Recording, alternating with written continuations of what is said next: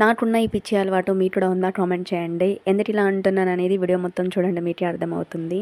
ఏ రోజైనా ఇంటికి చికెన్ కానీ మటన్ కానీ తెచ్చుకున్నామంటే మొత్తం ఒకేసారి వండాలి అనిపించదు. ఎందుకు అంటే సగం కర్రీ చేశానంటే మిగిలిన సగం తోటి లేదా అందులో పావు వంత అయినా సరే ఏదైనా స్పెషల్ చేయాలి అని పక్కన తీసి పెడతాను. నాకు మొత్తం ఒకేసారి వండాలి అనిపించదు. అంటే మొత్తం వండితే ఒకేసారి అయిపోతుంది అని కాదు, ఒకటే రెసిపీ ఎందుకు చేయడం, కొంచెం డిఫరెంట్ గా ట్రై చేద్దాం మిగిలిన దాంతో అని. సో సగమైన పావు వంత అయినా తీసి అయితే పక్కన పెడతాను. దాంతో ఏదో ఒకటి ట్రై చేస్తాను. అలా తీసిన పావు కేజీ చికెనే ఇది. సో 1 kgలో నుంచి పావు కేజీ చికెన్ తోటి జీడిపప్పు చికెన్ పకోడీ అయితే చేస్తున్నాను. ఇలా నేను పకోడీ చేస్తుంటే వెనకాల నుంచి మా వారు చూడండి వచ్చి నాకు ఇలా ఉంటుంది కార్టూన్ ఫేస్ అని చూస్తున్నారు. భలే కామెడీగా ఉంది కదా. ఎప్పుడైనా వేడిగా మా వారికి చేసి పెడదామంటే ఇంట్లో ఎప్పుడు కూడా ఉండరు.